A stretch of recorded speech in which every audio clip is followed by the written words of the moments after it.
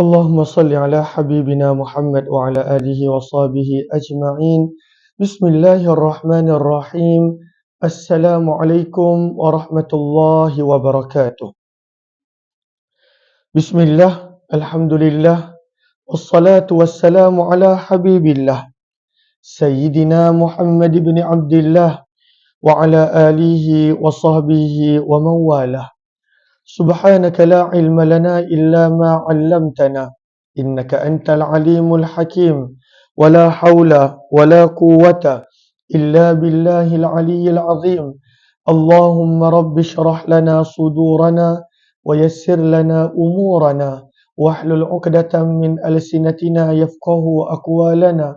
اللهم فقهنا في الدين وعلمنا التأويل برحمتك يا رب العالمين. Walhamdulillahi Rabbil Alamin. Ahlan-ahlan kepada sahabat-sahabat semua, Sabahun Nur, Sabahul Khair. Selamat pagi, salam pertemuan dalam Hayati Quran, siri yang ke-691 bersama dengan saya Umar Aziz. Pertemuan di mana mudah-mudahan kita dapat mendekatkan diri kepada pemahaman Al-Quran. Kita boleh mengambil ibrah dan pengajaran daripada Al-Quran dan mudah-mudahan menjadi asbab kita beroleh keredaan Allah Subhanahu wa taala. Ahlan-ahlan kepada semua, pada pagi Sayyidul Ayyam, penghulu segala hari ini, jangan lupa untuk kita mengamalkan sunnah-sunnah, perkara-perkara yang dah ditekankan oleh baginda Nabi sallallahu alaihi wasallam, daripada pembacaan suratul Kahfi, daripada memperbanyakkan selawat dan salam, dan untuk para lelaki untuk pergi awal ke rumah Allah untuk solat Jumaat. Lalu ahlan-ahlan kepada semua, terima kasih Amidah Azmi dan juga Roslin Azaz dan serta Yanti Jumat. Ahlan-ahlan kepada semua. Waalaikumsalam warahmatullahi wabarakatuh kepada yang memberi salam. Di Facebook juga ada Ummi Mar, Kamiza Muhammad Amil, Safia Safian, Anna Sukaimi, kemudian Allahumma salli ala Sayyidina Muhammad, Wan Muhammad Suid, dan juga sahabat-sahabat yang lain. Ahlan-ahlan kepada semua, seperti biasa, satu hari satu ayat. Dan kita nak mulakan dengan tadarus dulu, pembacaan dulu. Kita telah tiba pada ayat yang ketiga daripada surah yang ke-9 At-Taubah, muka surat 187. Mohon jasa baik untuk bantu share, kongsi dan sebar luas tag rakan-rakan yang lain. Mudah-mudahan lebih ramai yang beroleh manfaat. Lalu semalam kita telah lihat ayat yang kedua. Hari ini ayat yang ketiga. Apakah firman Allah? Sama-sama kita baca dulu. Kerana setiap patah huruf yang dibaca, sabda Nabi SAW, man qara'a harfan min kitabillah falahu, maka untuknya adalah 10 hasanah, 10 kebaikan dan ganjaran. Ayat yang ketiga, surah yang ke-9 At-Taubah, muka surat 187. A'udzu billahi minasy syaithanir rajim. Bismillahirrahmanirrahim. Wa adhanun minallahi wa rasulihi ilan nasi yawmal hajjil akbar annallaha bari'un minal musyrikina wa rasuluh. فَإِن تُبْتُمْ فَهُوَ خَيْرٌ لَكُمْ وَإِن تَوَلَّيْتُمْ فَاعْلَمُوا أَنَّكُمْ غَيْرُ مُعْجِزِ اللَّهِ وَبَشِّرِ الَّذِينَ كَفَرُوا بِعَذَابٍ أَلِيمٍ. Sadaqallahul Azim. Ahlan-ahlan kepada yang baru join. Untuk maklumat kepada yang mungkin kali pertama, sebenarnya setiap hari kita akan baca satu ayat yang kita boleh ambil pengajaran, yang kita boleh sama-sama tadabbur. Kita lihat apakah ibrah yang ada supaya kita boleh memahami ayat tersebut. Lalu hari ini ayat yang ketiga, insya-Allah esok jika dipanjangkan usia, ayat yang keempat, kelima dan seterusnya. Maka saya minta maaf suara saya tak berapa jelas pada pagi ini, serak-serak sebab Allahumma salli ala Sayyidina Muhammad tak berapa sihat daripada malam tadi. Lalu daripada sudut tajwid, hari ini kita nak melihat perkataan apa? Kita tak adalah nak mengupas tajwid daripada keseluruhan ayat, tidak. Kepada sahabat-sahabat yang mungkin minat untuk memperbetulkan bacaan Al-Quran, maka nanti boleh cari guru yang bersesuaian. Tak pernah terlambat untuk belajar. Kalaulah ada yang tak tahu membaca Al-Quran, tak mengapa, mula balik daripada Muqaddam ataupun daripada Iqra', tak pernah terlambat. Tak pernah terlambat. Ada ramai orang yang walaupun dah berusia, mula balik daripada Iqra', kemudian Nazirah, baca Al-Quran, kemudian hafal, tak pernah terlambat. Jangan pernah malu untuk memulakan sesuatu daripada mempelajari ilmu agama Allah Subhanahu wa Ta'ala. Okey, hari ini kita nak melihat perkataan yang ada pada ayat yang ketiga ini, fa'itubtum. Maka perkataan fa'il, maka ianya adalah ikhfa. Ianya adalah ikhfa. Maka bagaimanakah cara dibaca fa'itubtum? Maka selalunya bila kita baca huruf nun, kita meletakkan hujung lidah pada makhraj dia. Tetapi untuk membaca fa'il dan semua ikhfa yang lain, kata para ulama tajwid, bila kita nak membaca ikhfa pada nun mati, maka ketika itu kita tarik, kita jarakkan lidah dan tidak menyentuh makhraj nun. Sebab ikhfa bermaksud tersembunyi. Maka sebahagian daripada bacaan huruf nun tersebut dah tersembunyi pada huruf yang berikutnya. Maka sebab itu bagaimanakah cara bacaannya? Kita tak boleh letakkan lidah pada makhraj.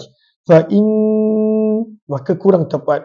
Bila kita nak baca ikhfa, maka tarik, jarakkan, jauhkan hujung lidah daripada menyentuh makhraj nun. Maka dia akan berbunyi fa'il. Maka bila dibaca ikhfa, maka nun mati tak diletakkan lidah pada makhrajnya, sebalik dijarakkan dan didengungkan dengan kadar 2 harakat. Maka firman Allah fa'itubtum, dan ini yang kita nak melihat. Kita nak lihat huruf ta.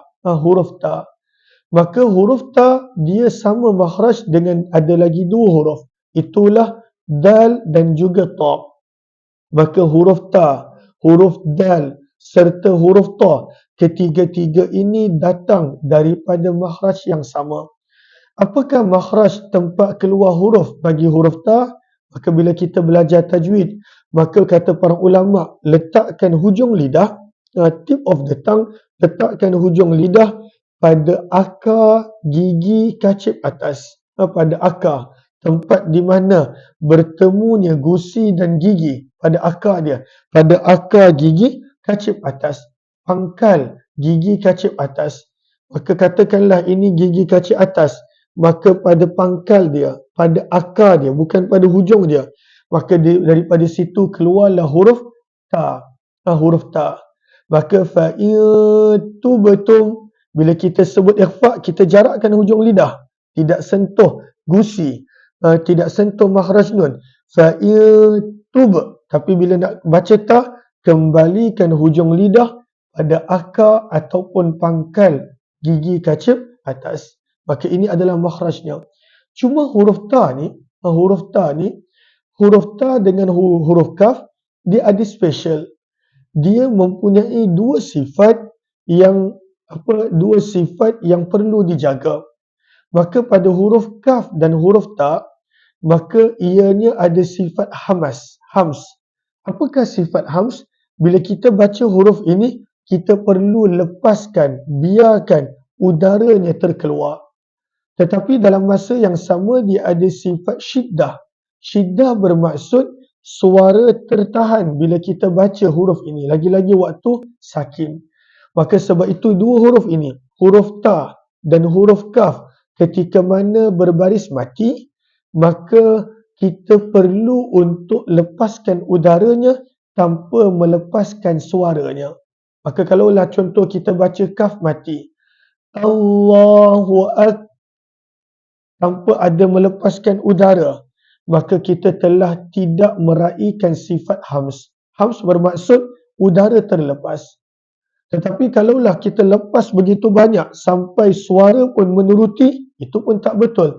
Allahu Akbar, maka itu pun kurang tepat.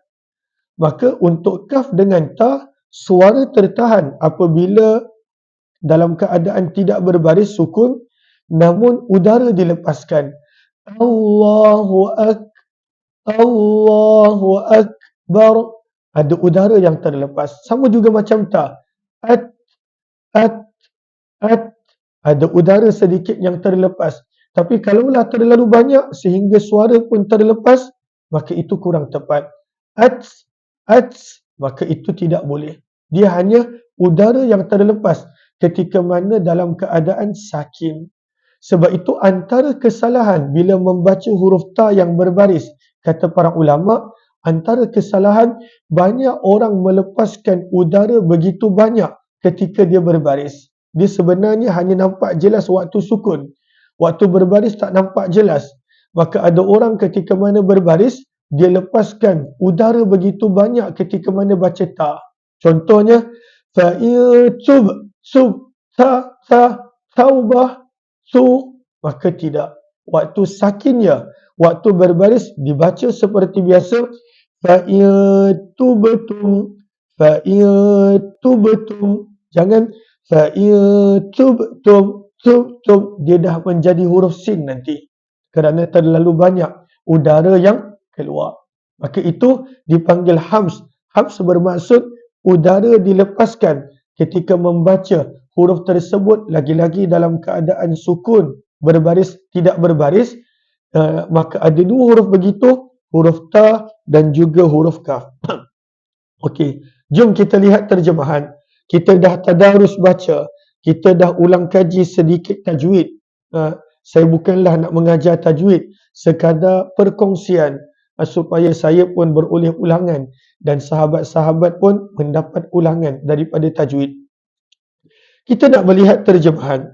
Maka firman Allah Subhanahu wa taala pada ayat yang ketiga, wa dan azanun, ini adalah satu pengumuman minallahi wa rasulih, daripada Allah dan Rasulnya. Pengumuman ini untuk siapa? Ilan nasi, kepada manusia. Bilakah pengumuman ini Allah perintahkan untuk dilakukan?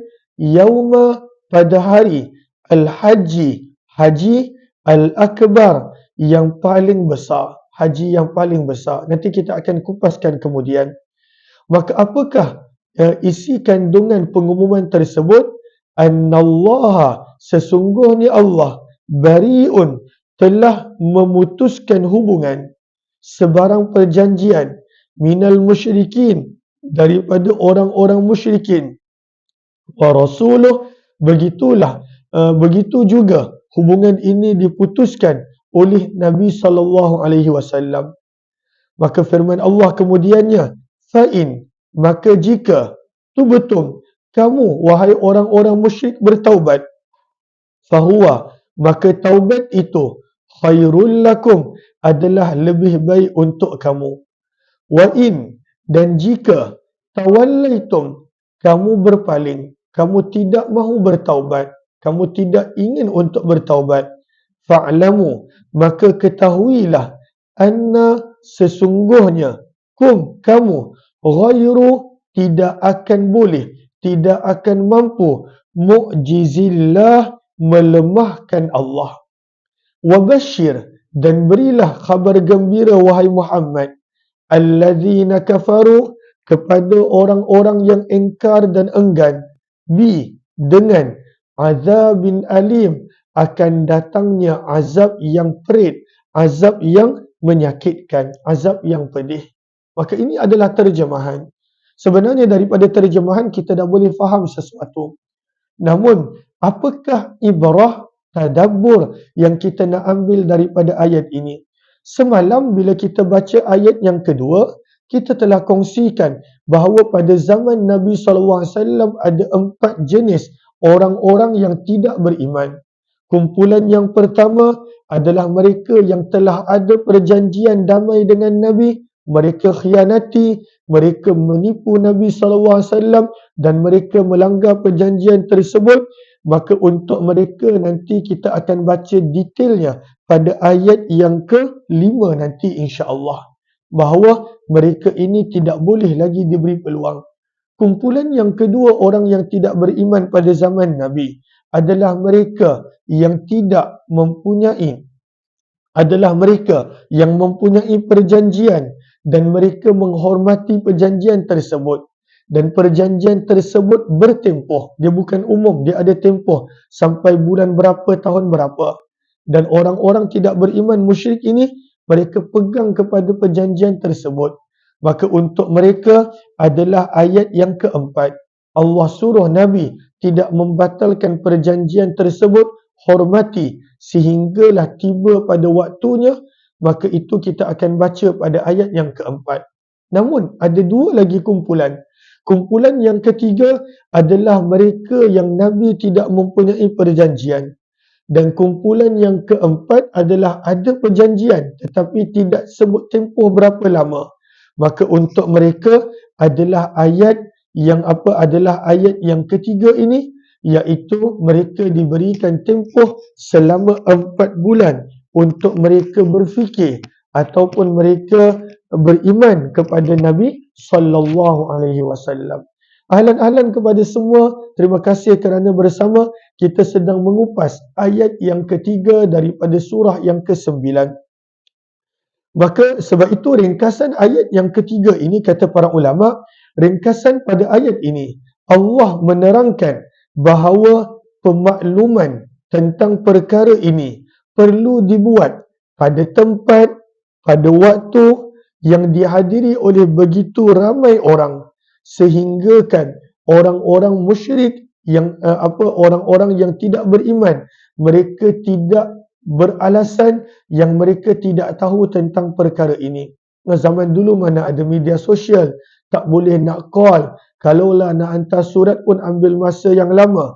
Maka ketika itu tempat yang dihadiri oleh begitu ramai orang daripada setiap pelosok benua Arab adalah waktu haji.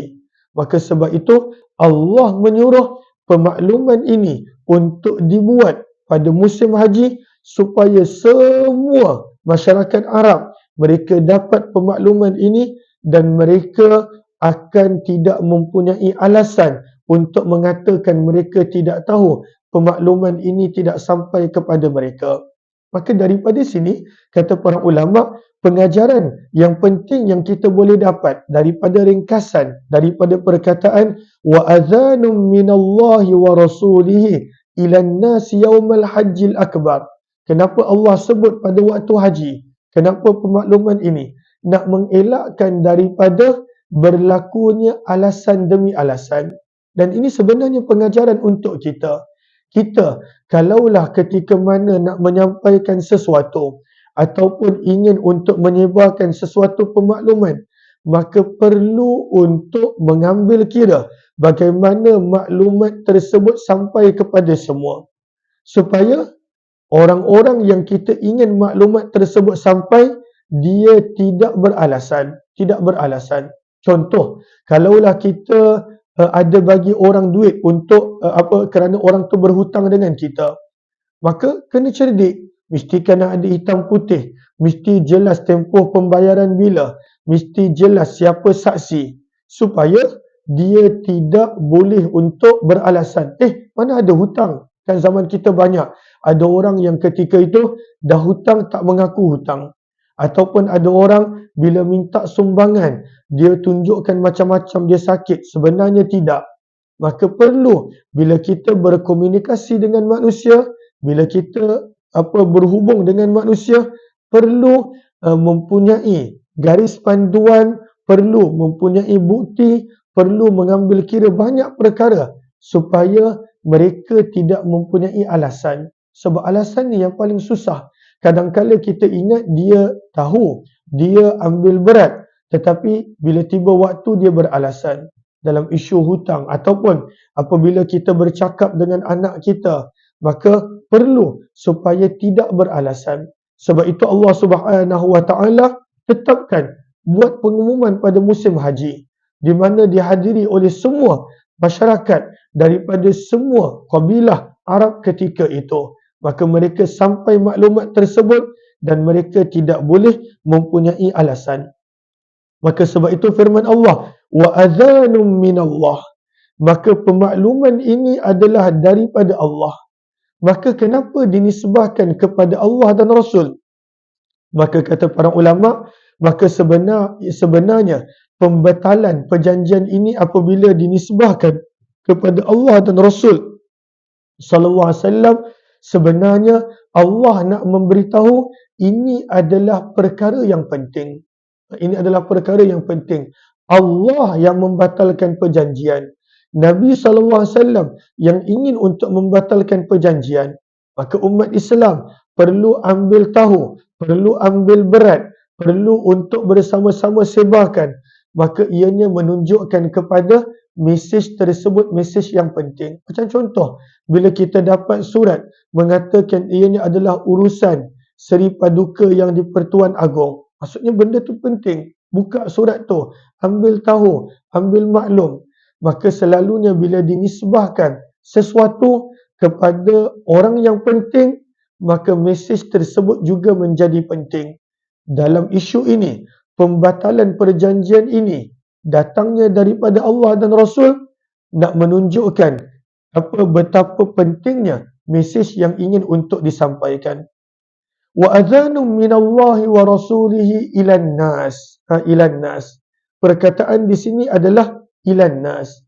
Allah menyuruh mesej ini untuk disampaikan kepada semua manusia. Semua manusia. Sama ada orang itu daripada, kan ada 4 kumpulan musyrikin. Sama ada dia daripada kumpulan yang pertama, kedua, ketiga dan keempat. Maka semua perlu dimaklumkan ilan nas. Supaya orang yang mesej ini ditujukan kepada mereka, mereka pun dapat makluman, dan orang yang mesej ini walaupun tak ditujukan kepada mereka, mereka tak berlaku salah faham. Mereka tak berlaku salah faham. Semua orang tahu. Maka jangan pula bila mesej ini disampaikan kepada orang yang tertentu, maka orang lain salah faham. Kenapa Muhammad langgar perjanjian? Kenapa Muhammad buat macam ni? Kerana mereka tak tahu. Maka sebab itu kata para ulama, bila Allah sebut ilan nas, manusia semuanya, Allah menyuruh supaya tidak berlaku salah faham, walaupun kepada orang yang mesej ini tak ditujukan untuk mereka. Maka dalam ilan nas termasuk orang beriman, orang Islam pun perlu tahu perjanjian telah dibatalkan oleh Allah dan Nabi SAW. Maka tak adalah nanti orang Islam pertikaikan, kenapa kita tak menghormati perjanjian? Bukankah kita ada perjanjian dengan mereka? Maka daripada sini pengajaran yang kita boleh dapat bahawa penting untuk kita belajar manage krisis. Manage krisis. Bila kita nak buat sesuatu, kita perlu ambil berat tentang banyak perkara. Tak boleh sambil lewa. Bila kita nak buat A, maka kita kena tengok impak dia ada tak pada sesiapa. Kadang-kala nampak macam kecil, kita nak batalkan MOU dengan contohnya orang ni. Tetapi kita tak pergi beritahu kepada orang yang ada share ataupun orang yang ada kaitan dengan kita. Maka itu yang jadi masalah. Jadi salah faham, berlaku krisis dalam organisasi, dalam syarikat. Sama juga dalam contoh kecil keluarga. Dalam contoh kecil keluarga, kita nak buat sesuatu. Tapi kita tak beritahu anak-anak. Kerana bagi kita, ini antara mak dan ayah je. Contoh antara mak dan ayah je. Tapi anak-anak ada kaitan juga. Tapi kita tak beritahu anak-anak. Maka di situ anak-anak rasa terpinggir, anak-anak rasa marah, anak-anak rasa kecewa, rasa tak dihargai. Kalaulah sekali, mungkin mereka boleh maafkan. Kalaulah 2 kali, berulang kali, lama-lama anak pun menjadi tawar hati. Sebab itu pada ayat ini firman Allah yang kita belajar. Bila Allah berfirman, mesej ini perlu disampaikan ilan nas kepada semua manusia yang beriman ataupun tidak. Pengajarannya adalah Allah mengajarkan kepada kita untuk mengambil berat tentang banyak aspek, tentang banyak perkara. Supaya nanti orang beriman tak salah faham. Bukankah kita orang Islam ada perjanjian dengan kabilah tu? Kenapa tiba-tiba Nabi SAW langgar perjanjian? Maka timbul persepsi, timbul salah faham. Maka sebab itu mesej ini bukan sekadar ditujukan kepada mereka yang ada kaitan dengan perjanjian tersebut, tetapi kepada semua pihak supaya tidak berlaku salah faham, kata para ulama rahimahullahu ta'ala.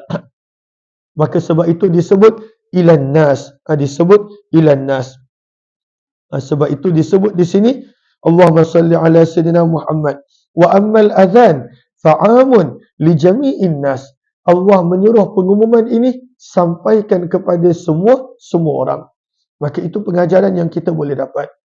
Maka bilakah pengajaran ini perlu disampaikan? Pada tempoh dan keadaan yang ramai orang. Zaman dulu tak ada WhatsApp, tak ada media sosial, tak ada nak belas dekat Facebook tak ada.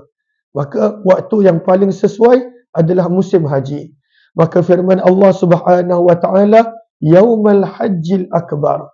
Perkataan haji akbar. Terima kasih banyak-banyak kepada yang beri gift, Maznah HS, terima kasih banyak-banyak. Begitu juga kepada Mona dan juga semua yang beri gift.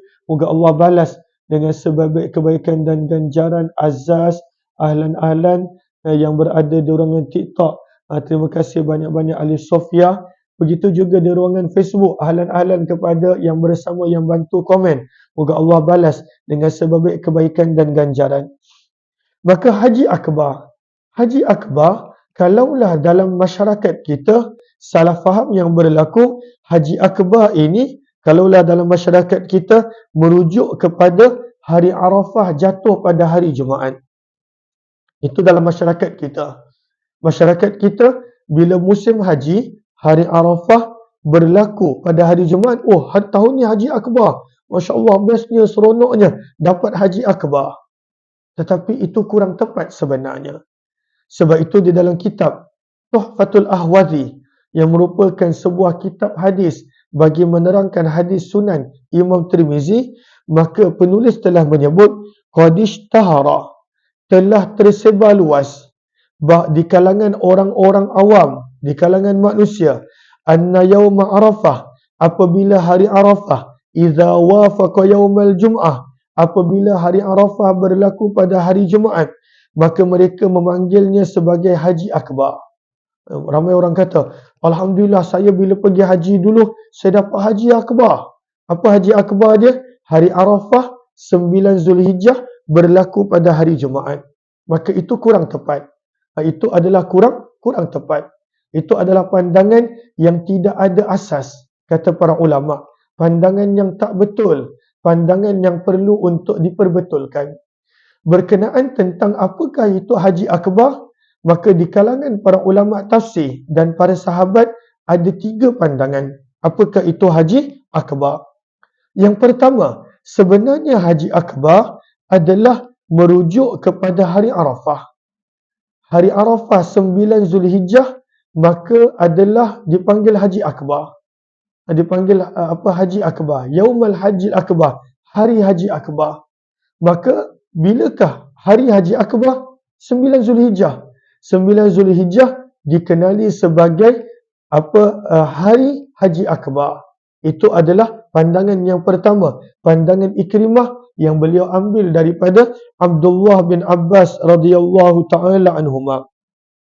Maka ini adalah pandangan yang pertama, ada dalam tafsir At-Tabari. Pandangan yang kedua, dan ini adalah pandangan majoriti para ulama, Haji Akbar sebenarnya adalah gelaran dan panggilan bagi 10 Zulhijjah, hari Nahar, 10 Zulhijjah. 10 Zulhijjah bagi orang yang tak buat haji adalah raya haji pertama. Itu adalah Haji Akbar. Maka bila disebut Haji Akbar, bererti adalah 10 Zulhijjah, hari nahar, hari sembelihan. Maka kenapa dipanggil Haji Akbar? Kerana dalam hadis riwayat Abu Daud, Nabi SAW panggil hari tersebut dengan panggilan Haji Akbar. Nabi sendiri yang panggil.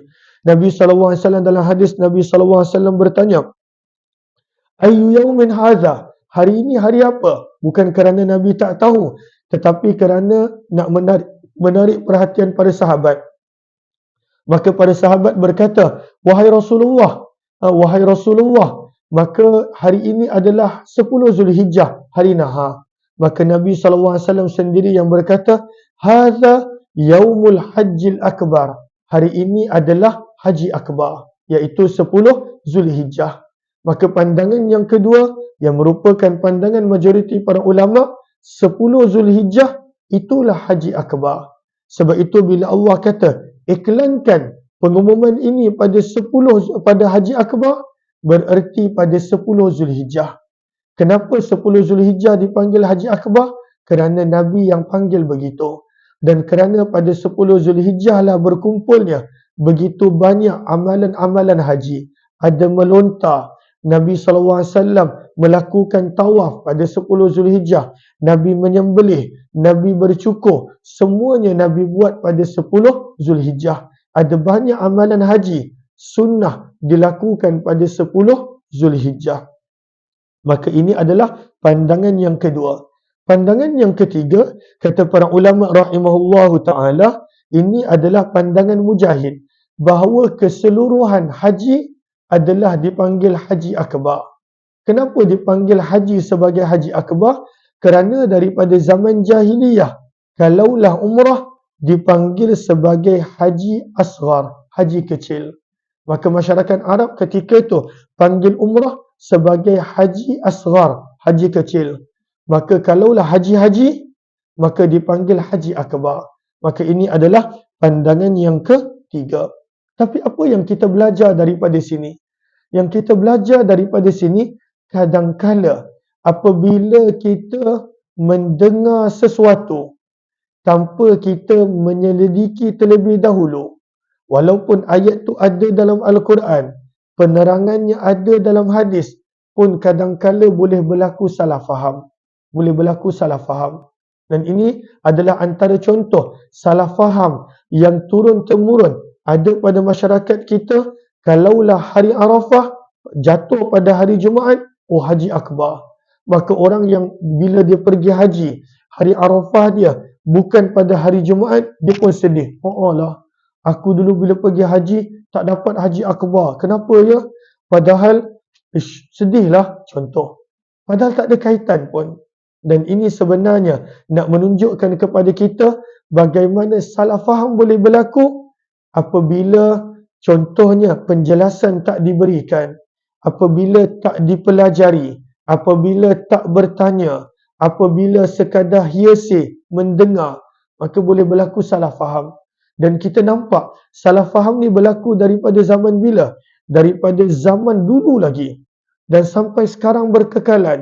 Walaupun ceramah dah begitu banyak, kursus haji dah ada, penjelasan dah diberikan, nak menunjukkan bahawa perkongsian, mengajar ilmu, penerangan tak boleh berhenti diberikan. Walaupun pada waktu itu terus menerus untuk diberikan. Ahlan-ahlan tak mengapa. Moga Allah kurniakan ilmu yang bermanfaat. Ahlan-ahlan Fatimah S.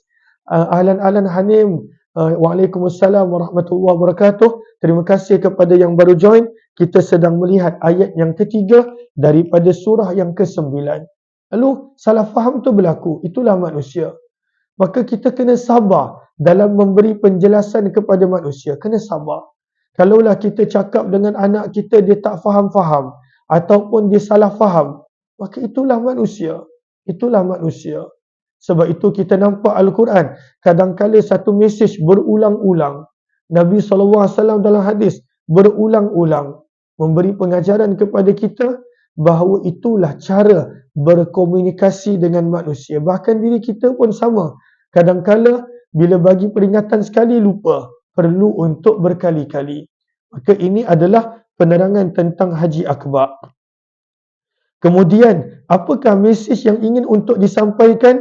Mesej ni adalah annallaha bari'um minal musyrikin wa rasuluh.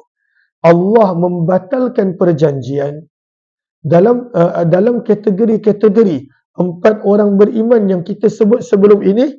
Allah membatalkan perjanjian terutamanya dengan orang-orang yang dah memang langgar perjanjian. Sebab itu dalam tafsir disebut bisababi israrihim ala syirkihim wa naqdihim limawathiqihim. Maka mereka ini telah melanggar perjanjian, mengambil kesempatan. Maka Allah batalkan perjanjian dengan mereka. Sebab itu pengajaran daripada ayat ini, kalaulah ada orang ambil kesempatan ke atas kita, ambil kesempatan, maka janganlah sampai bila-bila kita jadikan diri kita begitu. Kalaulah macam dalam kes ini, Allah putuskan hubungan dengan mereka. Sebab mereka mengambil kesempatan, dah ada perjanjian, mereka tahu Nabi ni lembut, Nabi ni pemaaf, maka mereka ambil kesempatan. Maka Allah kata, wahai Muhammad, batalkan perjanjian dengan mereka. Ini berlaku kadang-kala daripada sudut zaman kita yang saya nampak. Kadang-kala ada orang memang dipergunakan oleh sebahagian kawan-kawan dia ataupun orang yang dekat dengan dia. Maka dipinjam duit daripadanya, diambil kesempatan, dihutang tak bayar. Kadang-kala setiap bulan begitu, setiap minggu begitu. Dan dia selalunya berkata, saya tak boleh nak buat apa sebab saya tak nak putuskan hubungan. Ini bukan hubungan namanya. Ini orang yang ambil kesempatan. Sebagaimana dalam tafsir Al-Wasit, kenapa Allah membatalkan perjanjian dengan orang-orang musyrik begini? Sebab mereka dah ada perjanjian dengan Nabi. Mereka ambil kesempatan di atas kelembutan Nabi SAW. Mereka batalkan perjanjian dengan Nabi, tak menghormati perjanjian dengan Nabi. Sebab itu Allah isytiharkan, wahai Muhammad, batalkan hubungan dengan mereka. Batalkan perjanjian dengan mereka. Dan kalaulah kita ambil konteks ini dalam kehidupan seharian kita, itulah pengajaran yang kita ambil. Kalaulah ada orang ambil kesempatan atas diri kita, kita patut putuskan hubungan tersebut. Patut putuskan hubungan, bukanlah sampai kalau dia bagi salam kita tak jawab. Ataupun kalaulah contohnya dijumpa kita tak nak tegur siapa dia, kita buat macam biasa. Tapi kalaulah dia minta duit, minta hutang yang kita tahu dia tak bayar, dia punya nama dekat buku 55 kita pun dah penuh, maka jangan bagi. Jangan bagi. Kerana dia taklah kawan kalaulah dia ambil kesempatan atas kita. Dia bukan orang yang baik kalaulah dia ambil kesempatan ke atas kita. Maka itu konteks yang kita boleh nilaikan daripada sudut zaman ini. Apabila ada orang ambil kesempatan, maka kita patut memutuskan hubungan pada tahap yang bersesuaian supaya kita tidak dipergunakan ataupun kita tidak menjadi orang yang terus-menerus diambil kesempatan. Itu bukannya sifat orang yang beriman. Maka ini pengajaran daripada perkataan tersebut. Maka Allah mengingatkan, Allah mengajak mereka untuk beriman.